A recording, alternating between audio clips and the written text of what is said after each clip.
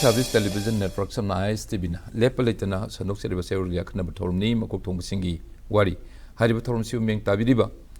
puksel chauna nungsibiriba ISTV gestem biursing amukana kurumjeri loina ngasigi tangkak amagi wana sandok seriba thorum se dum taram ukseri ngasi ekoi gi studio da lamdam sigi yamna tanglaba asset ama oibiriba the Manipur imagi mapari Captain Kshetrimayum Imochouba sing guess when hojik lengbirei maruena handakta recent past tani hogiba tang taramathoida sidagi horaga tang taratrukna lotion ban mit oikiban mitaruk ni chupna pangthokpa first northeast aerospace hot air balloon and para motor festa 2023 hariba thorumsi moirang gi manakle phuwala sida pangthokiba thorumni hariba chowa event sigi mai pakpa sigi marumda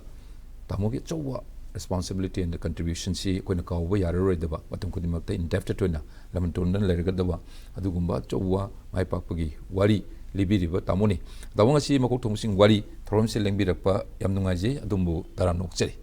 thank you tawani lakchiningi soje panjari baduni sigi ahanba north ki wona su ahanbu woriba manipur da su puan ahanbu woriba aerosports ki sigi festa 2023 se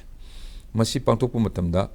tamon lobby river role responsibilities yam chawe de hoi ujare ado men organize to budagi the financial matters in kanana deal tawi maruena sigi balloon si painanabagi equipment ma'am si maru technical support aje kama organize to sigi event si am ta event si organize to si jam yam live ne tawning ne to ya banati maramdi equipment si akoina puning puya de magi rule me amamale under the Director General Civil Aviation aina masi Manipur prona baje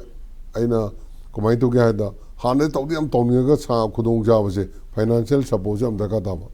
और recently last year da telephone में लाए Canada लाए no खंगदी अदो telephone सी दा Haryana tourism दा गिनी समय में तो उतना अकोई की boss ना वही head नाम तो उन्हें नहीं अदो अम्ता चंडीगढ़ ला पियो ना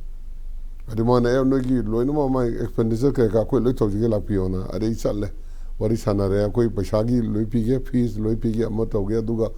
सिगी balloon से हरियाणा सीधा operate होगा सी success होने बा अम्ता मटेंग बांग भी होना पैसा की दी कैम तो वार ना होना अरु कांच एरो क्लब ऑफ इंडिया सु मोचु प्रोग्राम हम तो निंगले बाई एरो क्लब की मेंबर ने ऑर्गेनाइजर हाई तारे को अरु की दी मोड़ा समय तो उधर प्रोग्राम अम्मा समय तो भी यानी दमदमा लेक्सी दा पैसा असम चंग नहीं है मोइन अरु तो उसे ना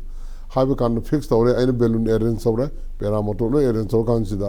खासिया की कांगू मणिपुर की अंगांग जिनके मोचु चुम्बा एडवेंचर कर पामे हाई ने ये मुलाओ चीने पामदी मुझे कौर मुझे जंगल सी मिनिस्टर लाए सी मिनिस्टर मुझे हरियाणा की माचा महाराव दोनों पछावो मैम सेंक्शन दौर में डेवलप तो होना अरे लगी मुझे मैंने पूछा करके मुझे डिसाइड हो रहा है तामो सी कोई सोच ना तौर गया अदर मसी समय इन विंटर तो गया ना हाय रे अरे लगी दी तौर सी अरे फाइनेंशियल की रही केम खंग रहा टेक्निकल दे लोई तौर गया हाय रे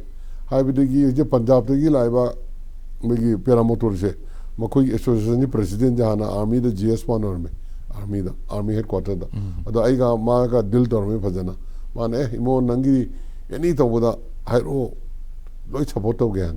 अरे ऐसी चल ले पंजाब से चलू रे मोई पेरा मोटर से पायरू रे यहाँ पर सेफ्टी करीनो ये मुरे अरे बेलून दे यहाँ ना हुजू चीफ पायलट हुए ना राजस्थान दा कोई यहाँ ना हाना मोई ना ऑपरेट हो बने कोई पैसेंजर राइट्स वो जब बेलून गिरा राजस्थान 2008 की अरे ये चिप पायलट होने पायर पनी नुकी ये इसे सितंबर तक ही ना मार्च पहुँचे और वो इन्हें ज्वारे ना तौर दी बेलून डाले मटेंग बांगे हाई साग जी बेलून अहुम ले तो जो अनी हम कुछ ले रहे अन मंगा दिचुरनी को अनी अमदी लाखती ले रहे तो अने अदुनी दंगनर दी सीने पायर सु अने मैं किरी बेलून जो तरा हम पोर की तौर मने एक्चुअली दी पायलट से लेते बा मो बेलून पर जो पाबीने वो पायलट लेते बा अदर एनीवे हाना दी खरा जाम दा ना तौर सी सक्सेस होने ना बा पैसा जो जाम ना दारी हम चंगी अमाई तो वही डेट से फिक्स तो बुझे हाना खरंगा ना तौर से आए बिना इन्हें दी नुचित निशाच से बुझे कहनो का अंदर जनवरी को मतलब तौर न फगदरा दिसंबर को मतलब ना हाई बिना मोइने समय तो उधर ना जनवरी एंड तो फर्स्ट वीक ऑफ फरवरी तौर से ना हाई बा adagi chief guest kana udono adude kem khangdra aigi party hujiki balloon ka paramoto dugi de aine roerge aruga anga amale ma je Bombay dagi ni ma na ngonda request oba ma je skydiving ki toba beer jumping ki toba ma su record Guinness World Record ki angor some high sponsor phangda leba ona sigi program ji tawdo ji nang chu lao aruga akhoi sidi paisa lai tabni na aya mana no free de tawta ni lakh ko chawa lebe ki pini aya mana paisa do kano to guno na hai mo ne nang gi no problem ragi army da hai re sumai to da mo gi training to bi ha tha ma gi Jabalpur da ada tha ma ri ngamro ai am tai ro re 21 days mo di to che na adagi ri sai timing che chana dram ni na mo gi army headquarters da hai adventure wing da no gi se akhoi se ka punjan na ro no sida yum to bi re ge na hai bi ni mo hai army gi pots equipment civil da purpose ya de rule da adu de komai tong ni na haina re haina ka da mane adu di government ki siti alo adu yas ki govindas na siti bi ehal laga amai torga army se participate obune sibe akui private to budi ko sapadi ade di government to government mai request so imona habine amane first time ni smaina army ne ka kano laise ado laising yo lago khobna ai satranga tane laise ana balloon ama poresina n 300 haisi akui 3,15,000 cubic feet ki volume mi tra tu tongbiya rem ama sena 77,000 cubic feet balloon ki size and pilot plus 3 passenger ama sena pilot plus 16 passenger and tigi paidar machi purona one of the war sibai me am jijo nang na mo ju ekta changchen do burkha lewe ba eta mo ju truck ani tor ka mo ji wana la kasani adu pula success horam ni skydiving ju success hore mo na re skydiving ju to ni helicopter ki skydiving ju to re balloon dagi so aina ani rak jam to le re ko so re mo ani mo be jam to le low height ta balloon dagi amana normal pair ga amana to le helicopter dagi mu ju to re ni mini adu masidi khwai dagi success hoba karaidar go Vietnam oiram da ko gisin yan ma je laung si takpi se ado akoi de pura pungang akpa so wa pura spectacular hadi ngasai gi paragliding si kari no adagi ngasai gi aduna skydiving si kari no haina budi harasu koi singis building mit ki mang du u bodi ko ni u jabadi phangdri ne ba adu in person wona mai laga sigi yam angakpa yamna excited to ba haitare aero sports ki event mas mai sin bisia tamo takpi ru myam jam yang ore ada low river rules se maruena hoji marina army gi di choropam panbiri adi akogi paramotors punjab ki team am lai moi paramotors moina maruina moina piri support technical support ha ga kari kari moin tawis mo jam thaga ni ngai ni paramotors se ai se ware phung lai samai to dona army gi retired colonel har ma se army ranger wing da anand sarwai se director wer mane mai ngona phone dore samai to dona manipur da gi ni hai punjab to lakhane na ado kanano si kangu se na man imo ne imo di am pare do law ma kau da nai se chandigarh chale regi mohali da gi ai na re ma theng da re sahi kun phare unadri si yam haraun dore nangi de ko loi phul chapo to ni adona paramoto mari manga do apa ma pi ni hena haire ora na rai la si jingwa la ni trial to la ni haidana mohali da gi kilometer khar chalaga pela bato ani pur chale paira ga ai ga pa binare adagi ne yare ado mo angang mem ju expert na tan license je mo je tum ayu ga ta pung manga dagi ready ni ado khwai dagi nungai ba mana pung manga sidai lai re pung ohum ma khai la pya we passenger se pa shock ne ba Delhi dig la nu pa ma Delhi de ai je hu de thabak to ni ai si Delhi de on the way only for balloon si tu mala kun hari ma so do so ar pera moto zu tu ngi ma je asman harau na law wi matak de pai kan de harau na siam na kan to amadi balloon na nu chin na sab ma kar zakhi ni pera moto ne against the pai ni na ma wari ko Delhi na be ma jam harau na pera moto si pura success ho re moi laiba moi pilot mari ji ju apa ba ngatan India gi chene most pilot ne ado akoina hana di paragliders is to gitorme paragliders komai to gido ching na tam ni na chong da bu farak da na wind se chingya ba michin nam tha be na tham na kilometer half kilometer ko tham na chinga ga release tor ga dum glide to ya ba adu ku plan de pan na tor ba ne ara ko na khadang financially khara part do khara wat patigi khara su proctor ba actually di ada gi magi paramotor ka mo sing ji se la ga aero modeling job ko iromaling moi kambusi angama ma ismato sa ladi ai na mamna weather ka paya da di aeromodeling helicopter ma ga ro chama to pora ge en poro adu su poro angang yam ji knowledge ho hungna ba ai angang yam ji loina ma hoji ti aham de khangam da bdo hoji di pora ka haidar go hadi learning process we oiding khoning na ai na ai noi angang layu mayam se belon gi ai men board ra ka ta habda mayam lu chele kana gaw gi bi mayam ekta ka pera moto pa be sida ayung ta sida gi gaw gi mayam se koi village de le ba koi nupi no bi helini nakan phom yinglam ku se ara mo haine ne sumai to da e na gi kambu do na hai sar mo mayam jo hai mo da mi um tang tong la de frida akoi lai tong ga ne kari no koro tong ne tong le harau da no mayam do akoi mi ji phane am na okay village ju tongale mo hai machi to chai suba dum ko se to bi won ma ko so re ji ai di yam popular ra do aha ba de mo khangam da ba ara no mo di ma gi okay gi be jambar se bom samar hai mai mami ai kanu ne kolik ne ma hai ma per mo to jam to ge na to na na thag khre ma no chong da ba gaw me am ne khang dam ni na per mo to ko pilot to ta gre nanda da ta ga gaw me am jen thore e ta ba na ti thawin jam dong ni kop ni mayam do ka hai ta punsi da mo udir me am do loi u ba si da mo di hak ta ka hai ta shock we ne ba belun do acho bu do pai dre ne ai pai ga hayeng de gi ai di si nu ti gi pai lem ni na mo de mo ami da di nu sit kar ka nu ai dam ni na ai na pai bi re belun da mi train thwe dong tongu maram di belun ji ka career my life se kara ka no taw re ha bu paja me amse lak pu ni ya da pesen sina ba ai di pung mari ma khai de la ya amana manga de la na haina bi ko me ro tong le tratu tong ya ai ji moi ba chu tong yawi de gi chairman loktak development authority gi asmini yawi mla moi ya moi me am ya panam yawi ko tratu tong ya ha man nu ta ani se nu ta su tratu tong om jo nu ta di mi trai ma dong gi la tat capacity hen ke ba de hen de le ada ina Talking about me, the current lightweight over. And the lightweight of next to Kaidi and minister we are minister of weight to. Can me overweight to tally hit to Yam the Kanuta Nina.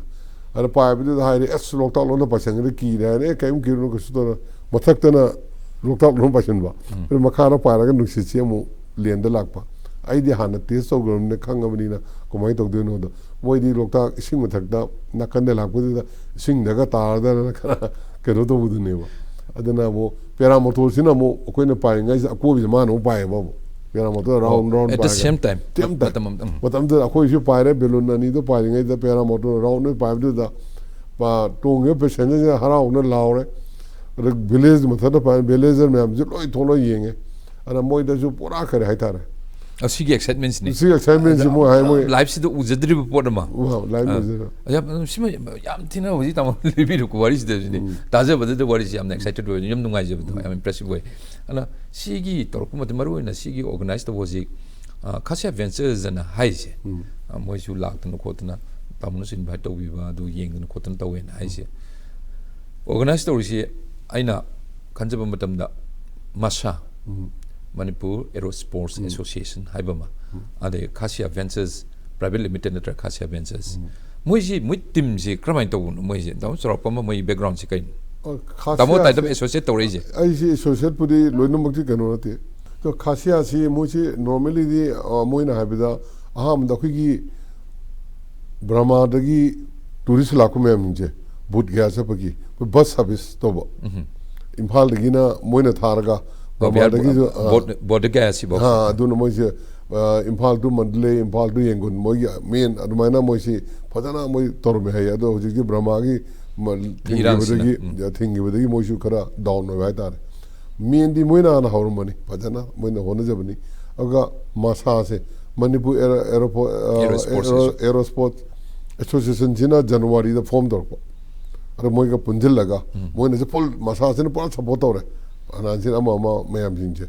manjai Khasya na pura hard work me amje le tawre han chin na publicity ga da hawraga na mai tawdana financial si aidi munna di khang de finance maram jirdi aina yemgri only technical yemgni na ai bu any how si tawri ba si success we basini aidi main di arga pasha khar di dharka tai kai no da sai madu to gudo chang da la ko da mi equipment por kuche ha ne kar honga me hoji di gari ki truck ki bhara se ma wan ai ba shock mo wan ana ha ne di aeroplane na por ki tor me Chandigarh to Imphal che ado hoji di air cargo do leitre ado truck to puta ne mo je truck haya tor por ne ba adi se balloon du so Rajasthan ni por ne ba adi amo Faridabad ki amo pick up tor por ko ne ba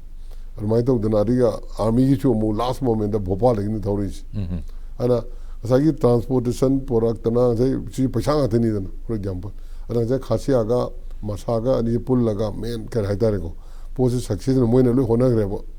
पैसा की जो government ना Manipur government की ये sports department tourism department मोइन जो कर हैता रे को यम चावा कोई इनिशिएटिव हम लोग भी देना होना रे मोइन जो हम सिम यम नुंगा जेदा हजिसे आइन लाक्सिनिंगिसे सिगी अचौबा अंगकपा इवेंट हाइतारे सि पांथोरप मतमदा याम थाजदब मोंगदा अनएक्सपेक्टेडली अखोई माइ पाकपगी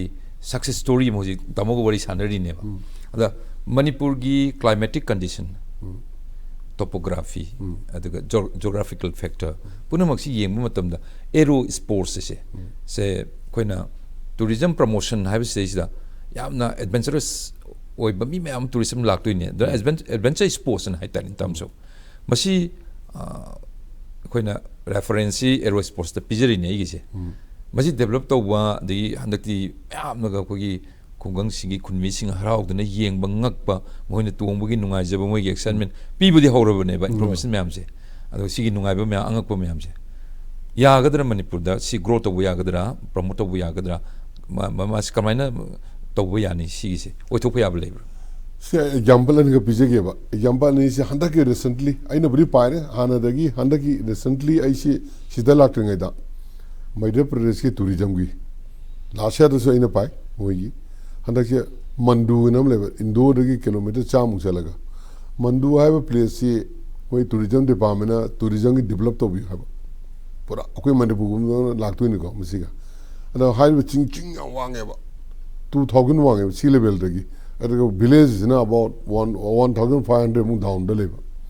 अदगा थाइने की मुगल की मतलब ना कनो ले अद मोइसिना कमाई तो गेरे टूरिज्म डिपार्टमेंट ना होल कंट्री की टूर ऑपरेटर में हमसे लोइन इनवाइट होगा एरो स्पोर्ट्स की बेलून दगी करी दगी पेरा मोटर दगी समाई तो ना तोन गवर्नमेंट पूरा सपोर्ट और मीटिंग जे लाइव में हमसे टेंट लोइ थमे सिंग दुदा पूरा टेंट अखोई वीआईपी टेंट है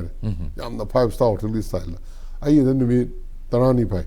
आई न हान चलगा पाइरुरे सी एरिया से पाबी यानी टेस्ट फ्लाइट तो भाई तारे अदगी अतोबा फॉरेन पायलट अनि म जॉइन तो अखोई हुम पाई ठीक अदुमाय तो दना मणिपुरसु उजिकी को सेमने अदु हेक लोइबगा बनारस समलाय बनारस की मो यूपी गवर्नमेंट आई हान चले नि मिनी पाइरुरे काय काय पाई यानी है अतोपा बेलून मापन मको बेलून तरा पाए बनारस ना अखोई की मणिपुर के लाक्ति ममंग देनी को दिसंबर की अमना तारीख मंगा दगिना तारीख 9 अमना तारीख 13 दगिना तारीख 9 बा वाय को निथोय बा अना बनारस सु पूरा सक्सेस होरा G20 जी यावे सिदा पाइबदा अने घाट मथक तो लोई पाइरे अदि वीडियो नु लोई नमे न पूरा कराय थार सेम थिंग अखोई मणिपुर सिदी मोय दगी हेना क्लाइमेटिक जे अखोई जने फेवरेबल क्लाइमेट अखोई ददी पैरामोटो याई पैराग्लाइडर सु आनी बेलून सु आनी माइक्रोलाइट ग्लाइडर लोई आने बा बरम दि कगिनो अखोई बेलून दि इंग मतमदा पाइबसे टेंपरेचर से यामने लो बे दरका था अराउंड 14 15 20 बाउगा दम पाइया रेगुलर अखोई दि मिनिमम जे 20 जना दम लेरे whole through the year except rainy season नतना रेनी सीजन नतना अखोई दि दम पाइबगी बेलून की प्रॉब्लम लेतरा लमथै दि थ्रू द ईयर पाइया दि मैक्सिमम 6 months to 4 months माइ टेंपरेचर सादा फॉर जमई राजस्थान न दिगी सही 31 ने पाइरिस और मो आदे अक्टूबर रे पाइया अरुगा फरवरी दगी सार पने टेंपरेचर दो 40 50 यर पनिना मास ऑफ सीजन होइना मु लेप के दोइने लेप कर सीजन दो और माइ तो दना अखोई सिदरदी पूरा रेनी सीजन नतन पाइया ने अखोई लम सिदरदी अनि नावाय अप्रैल दा मुजु पाइगर फ्री फ्लाई पोलो ग्राउंड दगी ना लंजिंगो पाइगे दना आंबा संगाई फेस्टिवल है अखोई सिगी ख्वाई फब टूरिज्म सिदी पूरा कराई तार masi stabilize tawra attract tawina pura tourism am de laktu ni ko hoji aina pari tourist ngate lai me amse hana book tawra lakwa ngate ne ba foreigner Rajasthan de auro 199% foreign tourists no foreign tourists paisa hin lawi $300 Indian go na 15,000 mu lawi ado ai ngarang na gi khange hana moina laktu lupa lising mari laune na yam book tawre na moina mo khara lega lising nipan ha kan do mi hoji lising tara pigin mi ma hum la ba akum ladi koi tong mudi ngamaro matam di lektre na ha aduna ta kudi koi local mi jo dum tong ngam ne ho adum ta tourism la kani sigi akoi si regular ta budana thabak su job opportunity ju amla ni yuta tourist ki adaga masi akoi na regular tong ngamadi kwadi best ne ba si tourism duma we na khara kara ta thawai yok ta ba si promote no ba and ba hadi mai chen ma chongbe initiation du magi orega su manipur lenga na full support pira kanda department to the senior ka dunina tourism department ki role si chawre na haita for example I say UP tourism na kawe wari sane ahum mariak chalwi ada atoba company mle da to bo pesa ma hare aduna nang na to gdi koi pame nang 50% passenger ki lawra 50% government pi gen passenger for example 10,000 iron now 5,000 lawra passenger ki 5,000 ai government pi ha ana ma pham nga kha develop to bi ha aina pare ji pura pare hoji se whole over country hoji se Gujarat ne Rajasthan ne Haryana ne Madhya Pradesh ne UP ne develop kan dawri ko hoji Odisha chu to bi ha re ari amo Karnataka chu Karnataka Hampi se ai da ne pa ji Hampi se mai tourism minister hoji se Goa ge chula Goa gi na hoji atoba company me ka to phajana to de do aingona sumana ama chaun to bi yona aduna every state ki lapka aingona lapka ele khange dana rakhoi lamse prospect yam lerga government gi khara initiative ka daga ta government gi se tamo aina khanjaba matum dani sumba makal gi khoi aero sports na ga da yamna adventurous with aero sports ki activities di manipur da di handa kisnu su yan aduna lengak ta su hadi kaino haitare blame to buya da area ma khangdri budo ado handa ki khangbusi di lengak mai ke dini for instance closing day do honorable chief minister ga lakhi haina yin man khanjei ado maruina VIP ma'am hadi somna kanda koi lawmakers ma'am somna lebidi ko ado lengak si pudana ado moina sigi sai belun tong da ta mona habibu duni ado VIP ma'am si yawi tong ina habudo sigi experience to kan moi gi wakaloni kari phongdok pir kamai to moi adi passenger aha mato mudo for example ada aji muiba chap adagi chairman local development to atai maming ni kya khang dre officer de indu de ai ga moi ga khang na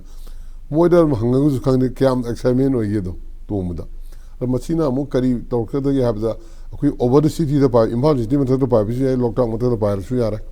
akoi sport mari manga thamya ba balloon se sport mari manga thamaga regularly pabi yana bagi adu nahan closing ceremony da government gi CM na phatana harame lamma thiro lamdo torga permanent torsi financial la support ho gya si akoi nangai CM no ju khangamni na mana ju encourage to wiram ni na si akoi future da di once start to da di tourism da di pura package package pala to ane ba kanoma machina package mai to ko da ge da koi manipur le ba home stay da gi hotel da gi pura package chem ya ba ja gi ai na je bu do mandura tour operator gi mam ji kauraga program on to dia ro ba mathang da government ke pul laga pura tour operator me anje kaur mon tharak tu ne tourist the nation sigo in India with the tour operator nation da around the world all over the world mo tharak tu ne package se package ne mi kya ne chem si ke se akoi khanari ne koi atelam je first day dan sida to ba second na do for example first day Imphal city koila chi second day lokta koila chi go agi third day da adventure sports me ampira chi euta balloon dongalani watana parasailing paramoto boating ana aina abroad am chale ada abroad sarpa me am chin da sumai activities me am chin altani nai loi ura adu me am da ko sida hapsal ku ya ba india gi ju huji ai huji han gi baga tai tara tamoto trying to je dam dama like dam organize of doing ne baina moi government na paisa kya no aduni done moi yam ngai bam na no money no problem na potu da yana ba to si ne mo haije aduna moi gi di problem kam ne te ako je sumai na government na kadang initiative lobby ra de muthang da gi adu di balloon si amani na te kun poro kun tra poro ai ne ho ja ki da all over the world ai ma na ba atani pai maximum ai around do pai ni na noi la o na ha da loi la ka ne ba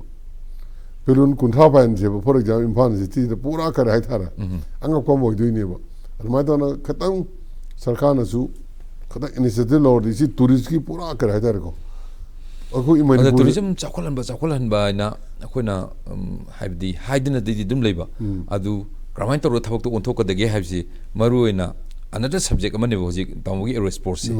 si yam maru ba aduga sina piraka do kana ba yam aduga tourism promotion da akoi chap shorna haitare mausa lai bina sembiram ba da mafam si su mai weather su climate su lo ya dori ba yadu ne hajeri se ada naki pangthok ki basida maru ina aerosports ki festa 2023 pangthok basida lakriba tongriba mayam se tamno si panbiba matam dani ada domestic tourism haigadra India gi mayam lakpiramgani foreign tourist ka lakhibra kamai tourist sing mapan gi hadi other than Manipur hadi local people sing nataba topadi kamai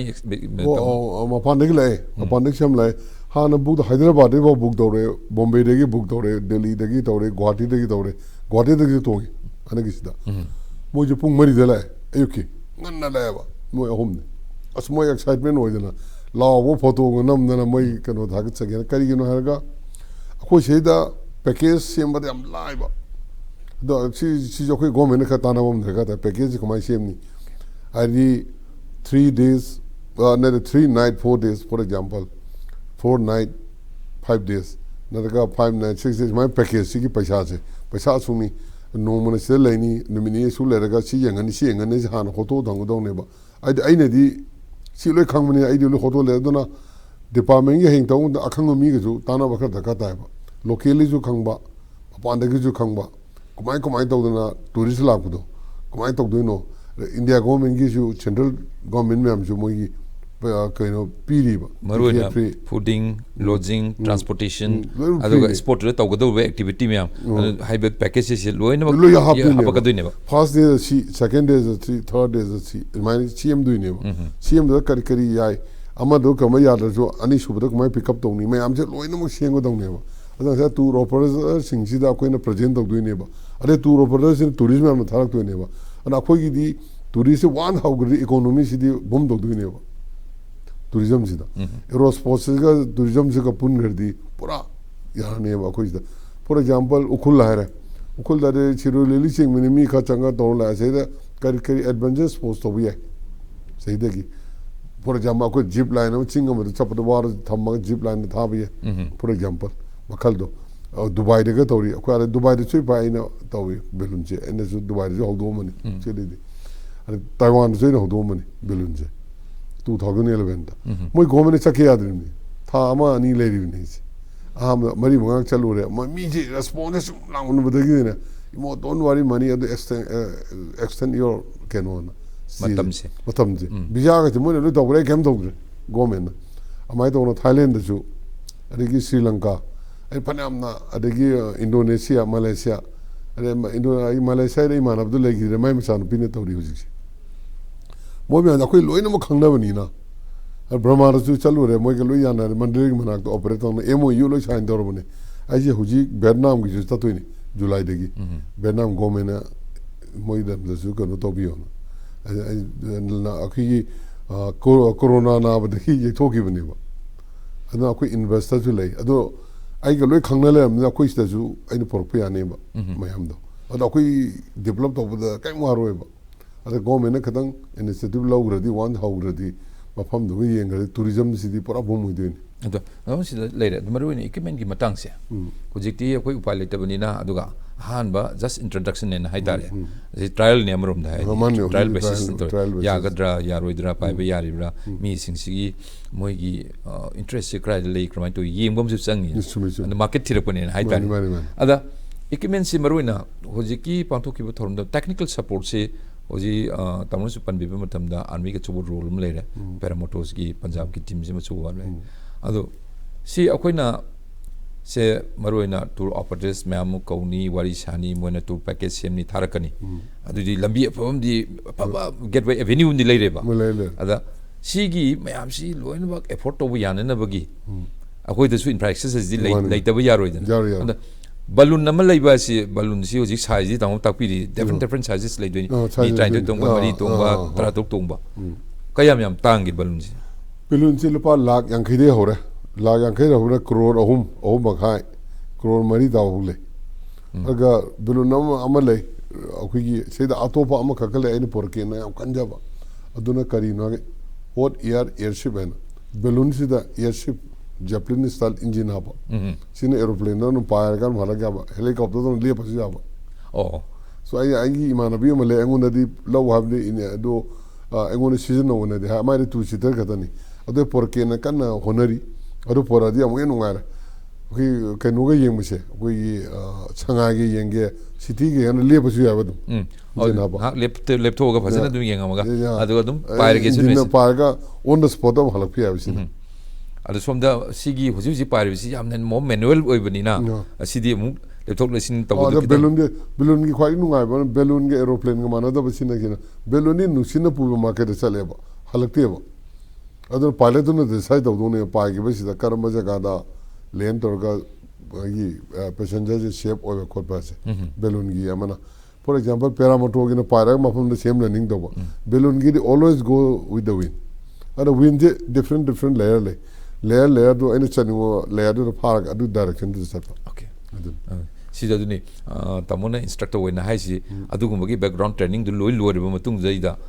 being an instructor mana yamna khogi renowned instructor wena ji laga india si pari myam sini ada approach to pari myam sini ada hojiki infrastructure se maruina lengang na support pi ba ji kari no support tok durise kari no infrastructure se khune sem durise ching na mafam ji ahan bada yamna lowdra su mafam ani hum semen khalase Impal City yengba yana na ba loktak yengba yana na ba adagi ching gi phajaba hillside ki phajaba mafam mi khalaje ado kari no khoin tham durise de ani khakti yare yam live da simple da one Impal City yengma ma Impal City yengma si wind direction ji yenga kudungi palace compound do adu ri pa yani adu dagi pa khalaba amana adu permission du go mi bidu ni da adu pa bidu adu ma Impal City je for the nungsi se east agila west sakri adu gi paira ga wi kanom da pasoi rom da tayani ko adu asom lagi amu west agi sela gana adu maina asom lagi karai tara akhui gi Oriental College le bido sports camp da adu ni paira Impal City matak da pai chadani adu hangang gi sai hangang na tabak gi मंत्री पकी बना कोइरेंगे दो अदे पार्सु यानी direction दे मदंग लेको note की south लागना अदे पार का साउथ क्रॉस तो चके सु यानी अदे मायना निमित की विन डायरेक्शन दे मतुंगी ना स्पोर्ट अहो मरिया को न खंदोगा ट्रायल तो का थमेदना अदुगा गवर्नमेंट की परमिशन नम दरका इनिशियली दी अमो अनीरा फेस्टिवल गुम तोबा होल ओवर द वर्ल्ड की टीम जी कवर से पाइबदा फाइनेंशियल सपोर्ट कर पीरगा सक्सेस ओइन गर्दी midore langnga ni dana so for example hanaki sangai festival mamang dara maning dara festival dara belun tara paila sina tranga paila si lamayam adu event ma hapa ba abri event ma hapsela ga adu hapsel mi ju tongalani hana book tholani for example paisa su mangoi adu da mi la tongdori do adu paisa do sangi do hanjale ba mu adu di ba hadi field da kadai da location ji tawi yani ha tamoi gi adu di kuchabi ne da laidori ni tamoi gi comment sin do dum lengang na lobby re loire ado sigi yamna lang da su hoji ki kanu si crore ahum ga pi bisi yam phara jala yam chawra jala ratu pai bisi kyang pi jan crore ahum ga pi bisi na mi kunmari ba tong yan yam chawre du di yam chawre ado masi thanga be mi kun mung sange ba ado mi kun sang ba daga ta dra win senamle balloon de hook to kanu se gari ma darka ta gari de win se ha kura ga akoi gi motor dorga dum chingkat ke badu mi ni ahum na ban ya mi kun gi thabak se mi mari nong ya han ba mo usagi machine du dor aje mechanized to mechanized to mana win su to ga akoi gi sum chingkat ke badu no si pai re se kon gi akoi gi manungi lampak si gi pai rin khale akoi pasoi de ta dore ado passenger sing si di amu moisi amu collection tawduri ni dana ado sigi transport si di kamai organize ta smai to akoi gi handiki ga su akoi to ada smai to kai gi na passenger me amje tourist like for example I'll give example about tourist man hotel na loi laine ba hotel na le ni akoi na paidu si for example classic hotel na impan hotel na le moisi akoi kunu lamba de paidu akoi gari lo arrange sa wini moi pick up torani ek to lani moi tea coffee biscuit breakfast pijarani pilot na briefing dorni ma dor ngasi padu balloon je sini chai sini pilot ne sini man safety ne sini mayam loi brief dorni balloon pa bisida sumai sumai tau dong ni si daraka tai kari fi sa to no for example mayam je loi no brief dor kanda balloon je phamalani adaga paiba kan sida aina mathak tagi adum lambe de loi hair kaneba ai makhada agi crew la kdoido ada chip crew na ma thame radio aba wireless abaga si direction se chali ai sir sakani ai di mathak da par kana gps abaga le khangane ba krai chakani kare chakane mathak dagi ai mathak gi instruction adum pi ba makha dagi ai ne hek ta ringai da na adu chalo ai du ta ni ai hai ngame ba al mo adu ngai le mani ai hek ta baga mo jom le mani adu makha da khoi surface da chu team mama ina doineba as team ina basi asma da de wa ne ching mayam na paul sa mo hai na du no me nu ngai hai gari gaw do paul sa ki adi mathak ki yam adventures we experience ma makha gi jo mu nu ngai experience ma ni do adu ni ada mai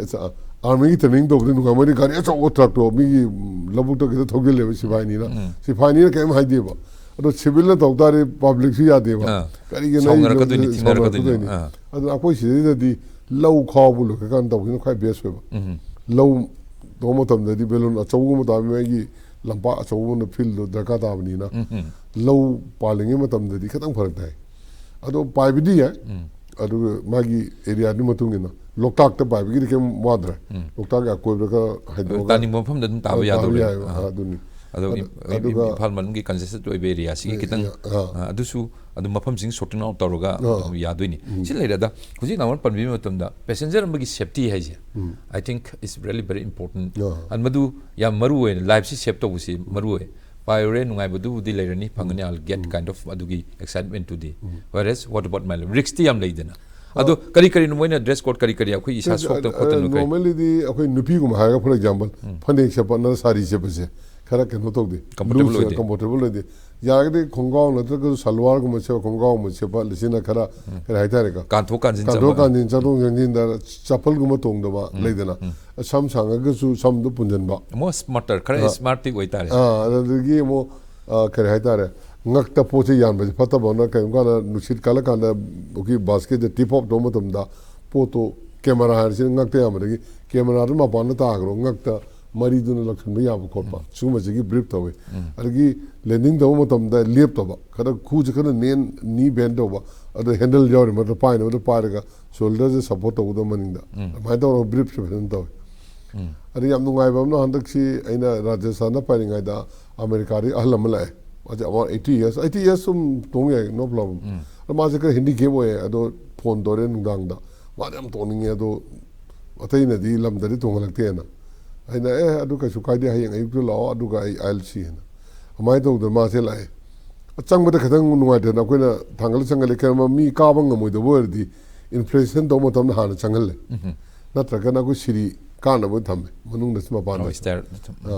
no para tongal le asman haraw lu to na tip pyramid aina nan haji 300 US dollar tip pyramid ma ado life ki mai dream mani mai dream mai kan khan base apam base mayam ni tongge am toninga tong phang da India da la ga aina tongan ba du haraw da na aduni magi experiment experience akoi experience do bani na ko mai tongni win chi phai pate do pai dingai da hana test tongni any balloon chi mi du pasha pir ga nungai gen tong du ni nungai ta na ko mai tong du ado tamusima adi huji manipur gi di mai pak gi wari si tamon libi sin di manipur si gi aero sports ki yam henna khoi gi aphama phama ma wena semgat pada yarani adu gi potential myam si manipur de leire haibasima ada handaki tawudu leida paisa na haisi kayam costly wajano du kayam yam changbu jano sumana sin ba khotpa ma tawbuse paisa gi involvement se kara kada dun paisa se maru na paisa haidi figure dun nate ko paisa satpham khoi gi leiri se kara kada dun maru paisa je actually higher to for example suppose aina belun rajasthan ni pore belun ani ni pore se aina army gi ani belun mari ni ma gi di sai ar passenger nuti ke pa ke to pa idram ne ba so the purla ni na la de mo akhmani pura ngachi chalaga next da paya bujunati are lami na puruk ni tare ni changre hayeng hambane mi tare ni im changa ni san mi kumar thoni change numa mi kumar ni mari pala amom nomagi tanga do lupa la kuma thoni for example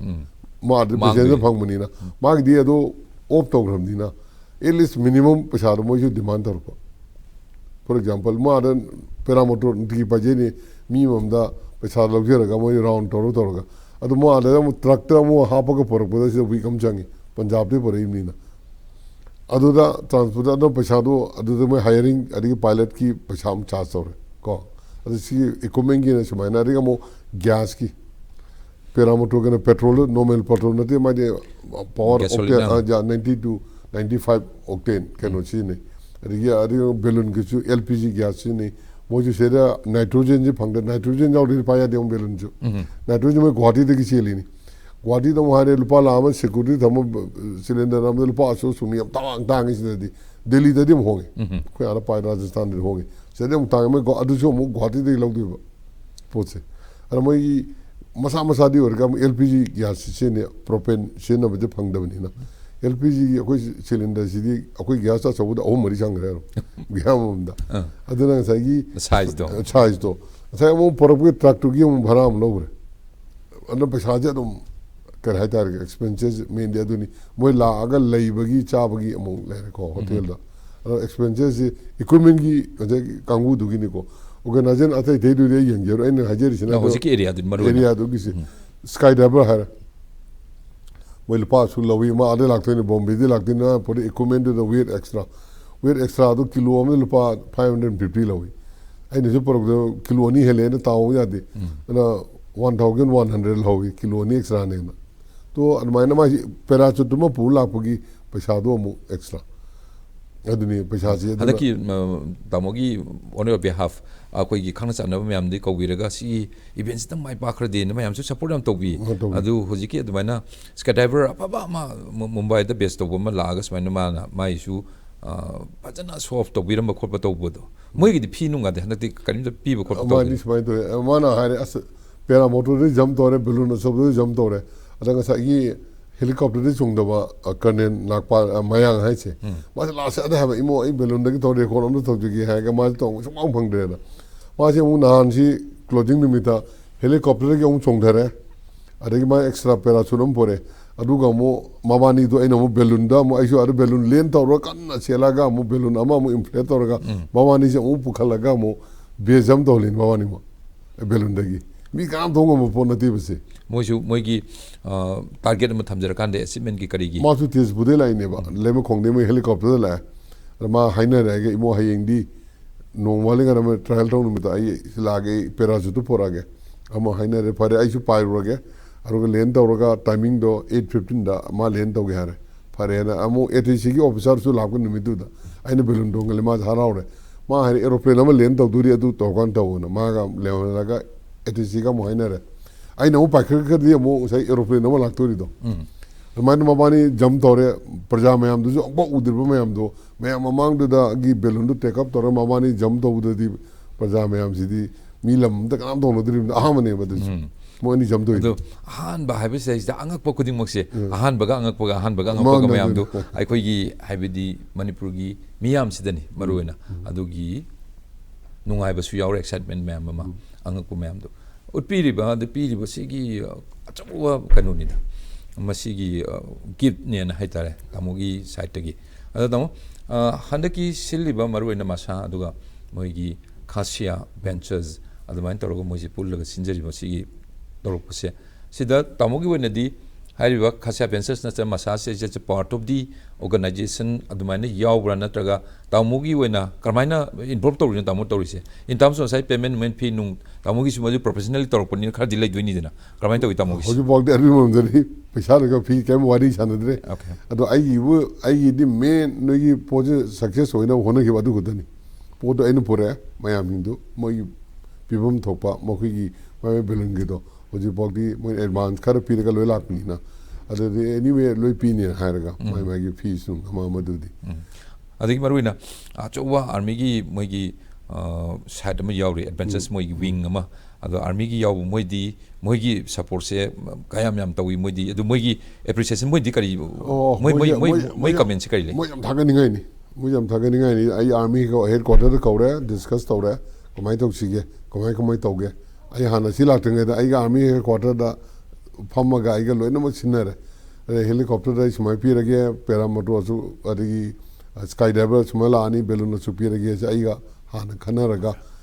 army di paisa akoi ni pidre free moina lo arrange tau jagre kena deputy chief of the army staff to man hero hana di DGMT है director general military training हर में अदा अदुगी post हो जे लक्थोगा deputy chief of the army staff नो होइरे अदुना माय मखादा डायरेक्ट आर्मी एडवेंचरिंग डायरेक्टर ना पूरा करे हाइतारे आइगा अखोइगो वरी साना सिग्नल से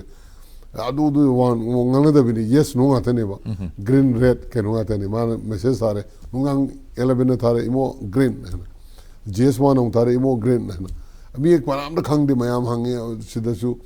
अगी चेयरमैन मासाय कामबुना हंगे सिटीएम दे हलो आर्मी दे सिटीएम दे हलो ना एने आर्मी सिटीया देना आइगा लोई पाव फोंगना रे ग्रीन वगैरह लोरे बस पुंग तारीख यादा होदे न पुंग दो होदे न आइगा फिक्स होना करे मोइना तुम लानी द स्काई ड्राइवर दु फोन दो रे मो समय तो न मयाम दे उना नंबर रे पी न उन दो रे लाय दा हाय रे समय तो ना ई मखादा जम तो दुई कर्नल माय मखादा अदुना इबानी हान खंगनम ने न पाम ने करके नो आई ना रे पुंग मापन दे जम तो हाबरे एटीसी नो मायरे मो एटीसी का वरी साने डायरेक्टर का कलकत्ता का पुंग मापन दे एरोप्लेन अनि होम लाई यार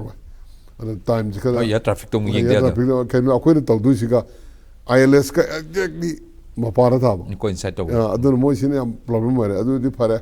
मो हाना एरोप्लेन दो अबो 820 द लेन तो नि हाबा अदाइना अदु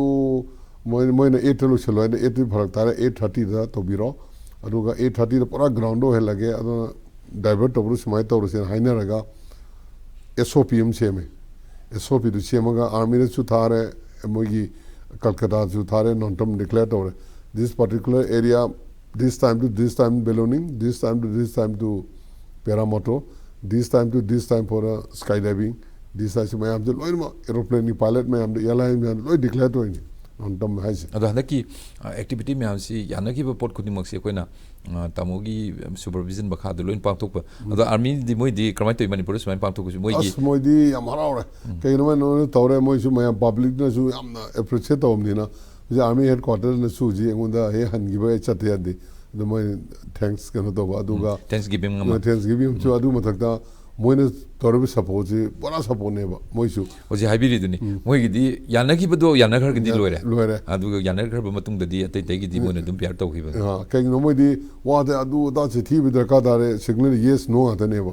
रेड ग्रीन आता नि अदा तमसिनि वारि सि मतुम दि ऑलमोस्ट सोल्यूशन ले अदो होजिकि याम थाजद मोंग द मणिपुर नि for the first time ever marine first north east and aerospace hot air balloon and paramotos Festa 2023 si mai pang pantok bi madugi brain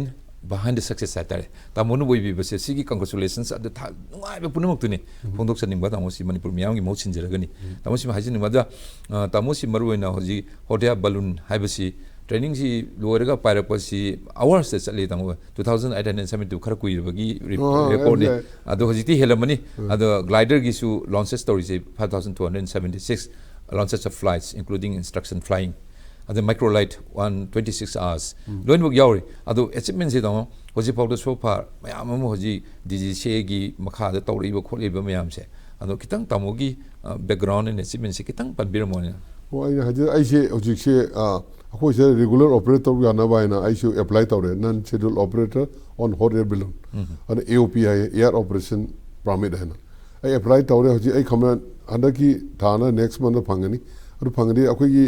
passenger right से आई company ने तौगे आने राजस्थान तौरे से आई हंगदुए होजी अदन इमो स्काई फंड एलएलपी है बा आई इमो कनो sky fund LLP है ना और सिक्योरिटी क्लियरेंस लो डीजीसी दा आई से एक्सपर्ट उन ले बेलून की डीजीसी की और हजी रेगुलेशन अनो बम सेमी अदु तौरगा इशू तो गया बा इन हानगी दे तो हाब मोइना नंग लागा खनरगा इशू तो से अराउंड 10 days मीटिंग तौरगा खनरगा तो से ना और मसी इशू तो ग्रदी आइने से रेगुलर ऑपरेट तो यारनी ऑपरेट तो बसी कमाई तो केदा मखलनी ले अमना प्राइवेट अमना कमर्शियल अना हजी एओपीआई से कमर्शियल ऑपरेट तो नबी दमतनी को अरिया मोइना ग्लाइडर से आई हान इंस्ट्रक्टर उजनमी सर्विसिंग एयरपोर्ट दा सही तरह अरे सर्विसिंग एयरपोर्ट क्लोज तो गिबदगी आई जे पुना दा अते चलगा पाई से लाइसेंस रिन्यू तो बया तगी अरे बेलुंडी हजी इसागी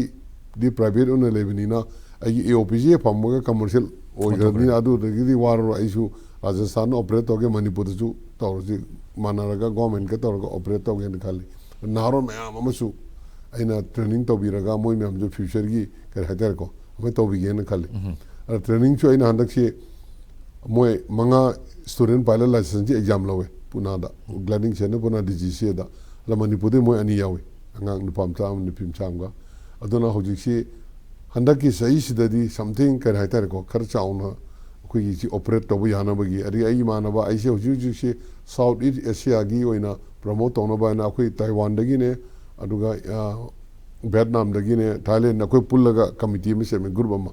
अदुना कोई सिंह जिना लोइना में MOU साइन तो ने इंडिया से इंक्लूड तो इंडिया की ने लोग आप तो दोने अदुना ओवरऑल की डायरेक्टर टेक्निकल अदु की से नो बा इंचार्ज अदुना राजस्थान दा ऑपरेशन तो जो सेम मकोई मणिपुर तो गए अदुना ट्रेनिंग सेंटर जो हम दो के ने खाले बा अखोई आंगाम मैम जी खुदों जाब फंगनी तामोंगी इसागी personal private company marine commercial लोइन लाक्तोनी सी लेरागदी हाइबे यानी अखोईगी हाइसे खलप मतमदा अखोईगी वजबने तामोंसु खरा हेन मणिपुर नुसिबिरकने मना अदा सिदेसिदा अमबोरसु परमिट लबदगी हो राइट फ्रॉम अदादगी हो रे हाइतारे लेंगा की रूल्स सिमदे अखोई इग्नोर तोबसु इनेविटेबल दो व्हाटएवर अखोई रन तोबदुइसे बिजनेस की टूरिज्म की अदा लेंगा न करी तौरागदी करी तहोलगदी हाइ तबकसिंगसे खरा थुना मेटेरियलाइज तौ यागदगे लेंगा याम सजेस्टिव ओइना दमा दai थामिरम लेंगा न ओजि अखोइना तगुदा अखोइना प्रपोजल गवर्नमेंट द पिरनी सपोज AOPA फंगे सी समादा मणिपुर अखोई ऑपरेट तौजरगे the government approve review akoi kai da toni government gi chu lermani tourism chakon for example hingang gi da akoi sagon gi polo gi kano sare mi la ku yen mathak de balloon ba yengar ni hingang ne ba ka ga khundra pam achomna ta ya ni le no mathak da pa over da ojigi kano de margin gi kano de mathak da pa ya ne ba asomde la ga khundra ko londe pa ra ga bangde pa somna pa ra chu ya si mathak gi yeng balloon da gi yeng adu ke mathak pa ja ni मतलब example विजय भवानी को इम्फाल जितनी ले रहे मोयरांगी Sandra अदगी कनो ले रहे cable Lamjao हुजूजी Moirang खुनोगी दो अदु जु यार अदु मतलब तो पाए ना अदा एरिया तो पूरा चाकुलंगे जु यार अरे का टूरिज्म की सी खरा कराए तारे को का फम का डिस्कशन टूरिज्म की डिपार्टमेंट करी पामनो अरे की कोई ना करी तो आगे तो proposal government na promise yam nunga je ado lengang na sigi tamona habi riba myam se expert opinion is really very important maruina tawduri wa thawk si tamona haiba da live ni thabu in tor kuma yam wa gra jani promise lo da sumba myam si organize tawna na bohon ko maram siam yam hai tare ado puni maktugi expert opinion aduga expert na kari lingi ba kari pami ba habi tamole biram na koi dikhara kome yam kome hai tare sida lenga kishu initiative aduga tourism promotion gi and tourism ji mara haibani aikoi gi economy si phagana world tourism na tan to pilot ju haini aduna lengan initiative soidana lobira kani tamoi wasita adu honorable chief minister loisin banum ta su permanent venue na sem na ba throughout the year pa bi ana na ba khalo na sports minister da honorable sports minister habirame habisu takpire aduna khara thubu matam da si anga ko phangna ngak puna thalba haitare adventure sports light maruina khoi gi aero sports ki introduction mu taun PB basa masi ai masa su thagachari aduga khasiya venture su thagachari and at the same time Manipur gi local people singi angakpa support ma taun handa uin haibase punumaksi ai thagachari especially aduga credit goes to you and punumaksi tamogi thaujal dagi ni nusi mieng dagi ni and tamogi haisingba lebi experience to dagi ni training mayam du dagi tamo ado nokhoi letna mai pak pa haitare andaki bensi mai pahan base palak pasi sigi nungai base tamodai athmana thank you once again aishu ISTV da sumaina khudong chawa phangdana nga ga khar express tor ga public me am jo khangorodi kumai to gine aji si da ISTV jo aishu under the thanks sumaina telecast tor ga akoi public me am je awareness hoiradi khanga di se business kariya me am le have se scope se khara mara mag program ulaga akoi nan to gi program ga ulaga uradi mi jo khanga ganda si shumai ya bane do adu da mukta TV da shumai to mar mag program ꯍꯧꯁꯤ ꯇꯧꯕꯁꯨ ꯃꯥꯗꯨ ꯌꯥꯝ ꯍꯦꯛ ꯗꯔꯀꯥꯔ ꯉꯝꯃꯤꯈꯩꯗꯤ programme ꯁꯤꯃꯛꯁꯨꯅꯤ ꯑꯩꯈꯣꯏꯅ time and again ꯑꯗꯨꯝ rapid telecast ꯊꯥꯔꯒ ꯑꯦꯋꯥꯔꯅꯦꯁꯇꯨ ꯈꯔ ꯍꯦꯟꯅ ꯄꯤꯕ ꯌꯥꯅꯅꯕꯗꯣ ꯃꯤꯗꯤꯌꯥ ꯑꯣꯔꯒꯅꯥꯏꯖꯦꯁꯟ ꯑꯣꯏꯅ ISTV ꯍꯣꯠꯅꯖꯒꯦ ꯇꯥꯃꯣ ꯊꯦꯡꯛ ꯌꯨ ꯚꯦꯔꯤ ꯃꯆ ꯑꯗꯨꯅ ꯇꯥꯃꯣ ꯉꯁꯤ ꯂꯦꯡꯕꯤꯔꯛꯄ ꯌꯥꯝ ꯅꯨꯡꯉꯥꯏꯖꯩ ꯃꯔꯨꯑꯣꯏꯕ ꯋꯥꯐꯝ ꯃꯌꯥꯝ ꯑꯃ ꯃꯔꯨꯑꯣꯏꯅ ꯑꯦꯔꯣ ꯁ꯭ꯄꯣꯔꯠꯁꯤ ꯃꯅꯤꯄꯨꯔꯗ ꯒ꯭ꯔꯣ ꯇꯧꯕ ꯌꯥꯅꯤ ꯁꯤꯒꯤ ꯊ꯭ꯔꯨꯗꯒꯤ ꯇꯨꯔꯤꯖꯝ ꯄ꯭ꯔꯃꯣꯁꯟ ꯑꯃꯗꯤ ꯑꯩꯈꯣꯏꯒꯤ ꯏꯀꯣꯅꯣꯃꯤꯗ ꯐꯒꯠꯍꯟꯕ ꯌꯥꯅꯤ ꯍꯥꯏꯕ ꯁꯤꯅ ꯋꯥꯔꯣꯏꯁꯤꯟ ꯑꯣꯏꯔꯀꯥꯟꯗ ꯇꯥꯃꯣ ꯉꯝꯈꯩ ꯂꯩꯇꯅ ꯊꯥꯒꯠꯆꯔꯤ ꯍꯥꯏꯔꯤꯕ ꯋꯥꯐꯝꯁꯤ ꯊꯝꯖꯕꯒ ꯂꯣꯏꯅꯅ ꯉꯁꯤꯒꯤ ꯃꯇꯥꯡꯁꯤꯗ ꯃꯀꯣꯛꯊꯣꯡꯕꯁꯤꯡ ꯋꯥꯔꯤ ꯂꯣꯏꯁꯤꯟꯖꯔꯦ ꯃꯤꯡ ꯇꯥꯕꯤꯔꯤꯕ ꯕꯤꯔꯣꯁꯤꯡ ꯑꯔꯣꯏꯕ ꯑꯣꯏꯅ ꯑꯃꯨꯛ ꯍꯟꯅ ꯈꯨꯔꯨꯝꯖꯔꯤ